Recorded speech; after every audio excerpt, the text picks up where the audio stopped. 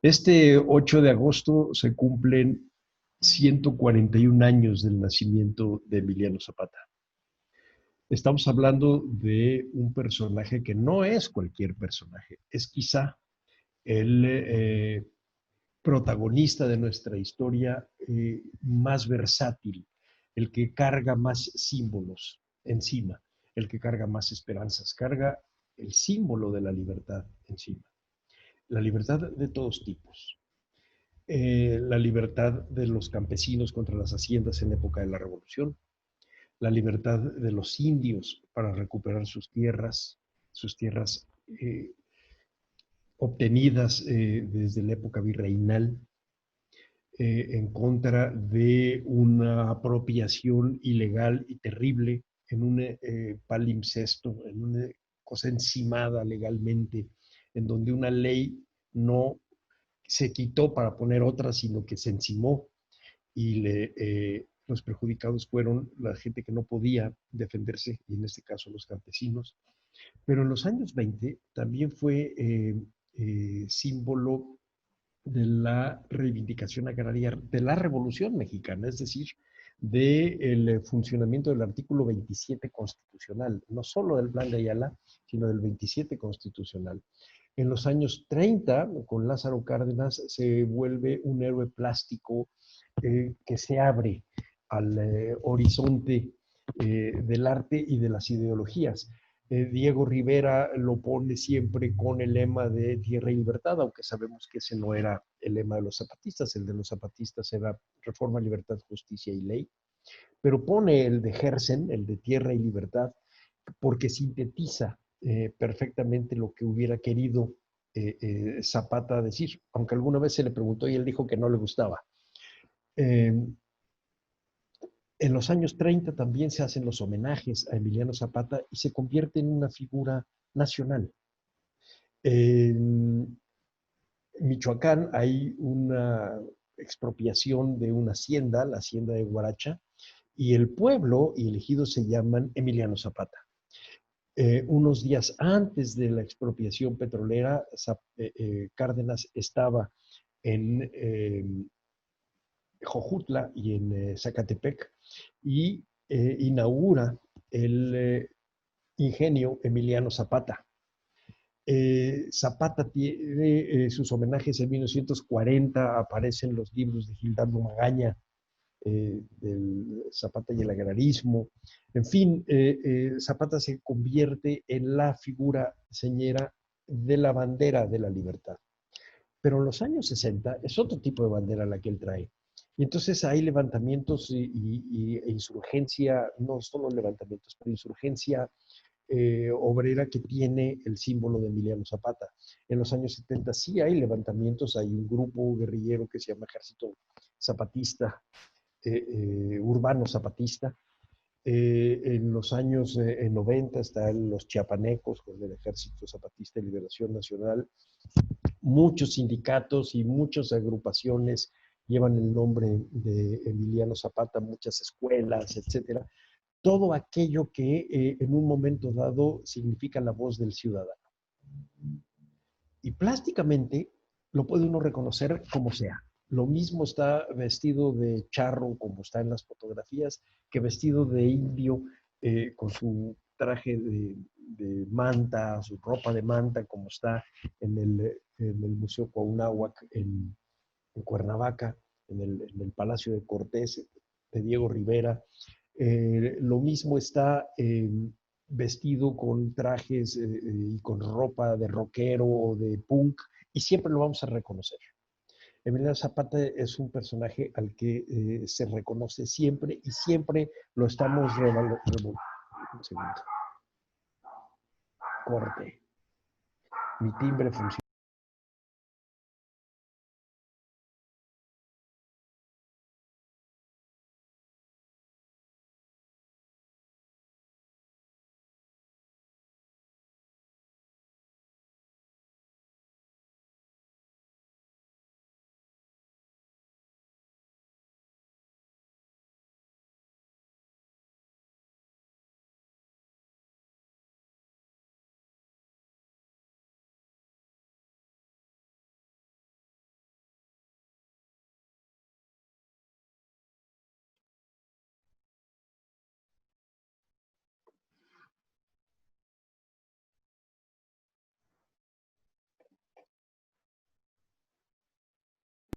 Tú disculparás, mano. No, no te preocupes. Eso pasa Es cuando que estás en solamente casa. hay atole y tamales los domingos. No te preocupes, no te preocupes. Hay, más vale que cortes, si no, Sí, sí, sí, ellos lo van a editar, no te preocupes. ¿Puedo repetir entonces un pedacito? Sí, claro, claro.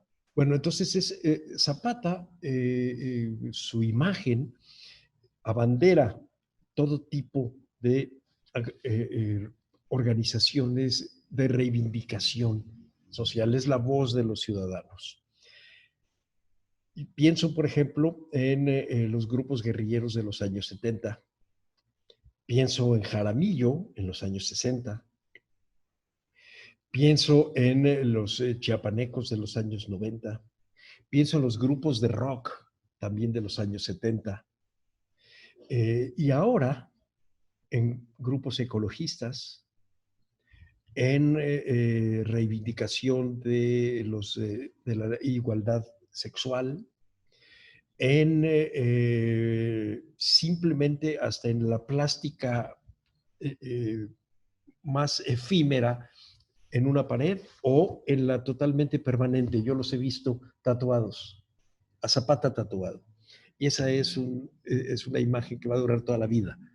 Es decir, en este sentido, Zapata es un personaje único. No vamos a ver así a ningún otro héroe de nuestro panteón. A ninguno. Ni personajes de nuestro panteón. Desde Moctezuma o Cuauhtémoc hasta el día de hoy, es Zapata el que es plásticamente más ágil y más versátil. Se cumple pues 141 años de que nace ese personaje en San Miguel Anenecuilco y podemos imaginarlo de niño yendo a la iglesia de San Miguel a recibir catecismo, a la escuela a recibir las primeras letras, a estar escuchando a los nace él en el 79, está escuchando a los grupos leivistas, reivindicadores de la lucha libertadora contra una segunda o tercera conquista que fue la de los franceses. Es decir, siempre tiene él en mente esta idea de la soberanía, aunque no lo tuviera que explicar, siempre creció con eso y lo creo un personaje que en un momento dado nadie esperaba. Estalla en 1911 y nunca ha dejado de funcionar, ni siquiera en abril de 1919. Entonces, es importante que recordemos a Emiliano Zapata a 141 años de su nacimiento.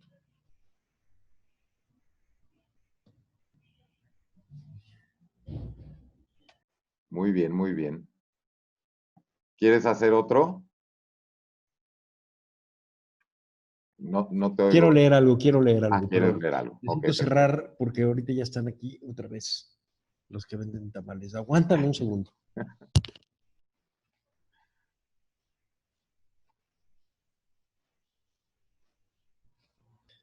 Es que pasa la basura, pasa el del Ay, gas. sí, sí, el perro El ladra, único que, el perro es nuestro timbre. y la vecina, Este, mi vecina llora, la niña, ¿no? Todo, mis todo hijos se pasa. atraviesan. Exacto, exacto. Pues tú Bueno, igual, déjame ver. 543, dime y Sí, ya. dame un segundito. Sí. Déjame escoger un cachito. Había uno que me gustaba sobre el artículo. Tú me dices. 5, 4, 3, 2, 1. Quisiera leerles un párrafo de un texto que escribí hace más o menos un año, cuando estábamos conmemorando el centenario de la muerte de Emiliano Zapata. Decía yo, es visible el extrañamiento propio del paso del tiempo, pero destaca más la diferenciación transversal, la que atraviesa clases sociales y generaciones. Hace 5 décadas se rescató la voz de los combatientes de Zapata. En aquel entonces sus palabras no parecían raras. Hoy, en el entorno de Zapata y el zapatismo no hay forasteros, pero tampoco abunda el sentimiento campesino. Hace 4 o 5 décadas, cuando lo rescatamos la voz de los veteranos, hablábamos con campesinos. Hoy ya no. Ancianos, agraristas y ejidatarios, la mayoría, brindaban sus testimonios a jóvenes historiadores y antropólogos citadinos. Entonces descubrimos lo que buscaban. Aprendimos que la memoria zapatista es una cosmogonía. Su estructura sostiene un propósito equilibrante, el del ajuste de cuentas con la historia. El campesino del centro-sur mexicano de finales del siglo XIX, y no sabemos desde cuándo, se explicaba al hombre así: se vive con paciencia en un mundo lleno de injusticias, duro e incomprensible, pero que no es azaroso. Por lo contrario, está regulado, tiene leyes y constantes. Han sido los hombres, los poderosos, los hacendados, los políticos, los bandoleros, quienes han torcido sus contrapesos, trazado las variables y quebrantado el orden cósmico. Aún así, por el peso de ese orden en la mentalidad campesina de raíces indígenas, se saben los nombres de los lugares, de las personas, de sus destinos terrenales. Han quedado registrados en los mapas antiguos, en los puntos legales que son papeles fundacionales, que tanto valor tuvieron para los seguidores del Plan de Ayala, en las escrituras de las tierras. Lo cambiante y lo inmutable para los campesinos dependen de la voluntad del Creador, y esa es la naturaleza de las cosas. Pero el quebranto de las leyes se debe a los defectos humanos. Y esta falta, la ceguera reiterada ante las leyes, fue la semilla de la rebeldía de hombres pacíficos que en 1911 y hasta 1919 se le sumaron a Emiliano Zapata, primero en el Cerro Morelense del Jilguero. Tomaron ahí las armas en favor de un caudillo norteño, 1911, cuyo nombre se llamaba amilenarismo. Se llamaba Francisco I. Madero. Hubo veteranos zapatistas que recordaban haberse preguntado si Madero era una persona o era el Madero bíblico, la cruz de Jesucristo en el día de la ira. Los habitantes centrosureños también se reconocieron en los momentos de la vida simple que sorpresivamente se volvieron acontecimientos memorables. Uno de esos días, por un acaso que es una incógnita, estalló la Revolución Mexicana, o más bien la cifra de pequeños sucesos que dieron cuerpo a ese proceso violento y creador. Guerra y debate de ideas, excesos y propuestas, ejercicio de la fuerza, racismo, brutalidad y búsqueda de equilibrio social caracterizaron la década en las geografías de Zapata. Por supuesto, para los testigos de los hechos de esa decena extrema, que fue de 1911 a 1919, como dije, el recordarlos no siempre sería placentero.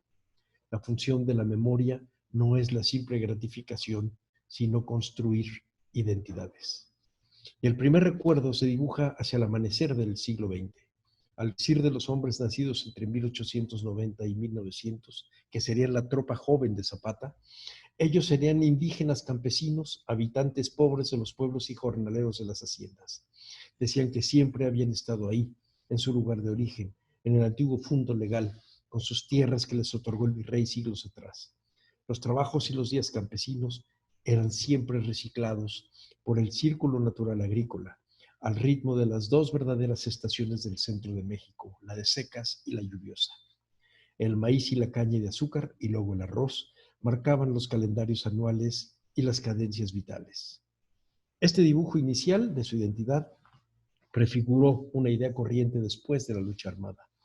En el paso ontológico de ser indio, el vergonzoso y cargado de defectos habitante del campo pasó a ser orgulloso indígena mexicano, es decir, a ser hombres cuyas raíces son genéticamente más hondas que las de cualquier otro ciudadano en este país. Más hondas y por eso tanto más valiosas. Eran habitantes primordiales, no inciviles rémoras del pasado. El recuerdo comenzaba con el autorreconocimiento del carácter étnico de los zapatistas, y el mensaje fue un reclamo. Así lo dice la memoria y refuerza los documentos firmados por Zapata. Reclamo básico, la tierra para tener con qué vivir, y su piel es, y ha sido siempre, el color del barbecho. Esta idea de reivindicación indígena de los zapatistas viene hoy muy a cuento. Se acaba de firmar una gran carta en defensa de la lengua y de las lenguas indígenas. Y es la lengua el fundamento de una manera de pensar, de las maneras de concebir al mundo, de las maneras de ser y de decirse a sí mismo. sin Zapata y el plan de Ayala, que se abren en la revolución como una revolución social, quizá no sabríamos ni de lo que estamos hablando. En cambio, a más de 100 años de la muerte de Zapata, apenas se están firmando estas cosas, pero es algo como una cuenta pendiente. No estamos inaugurando nada, sino terminando.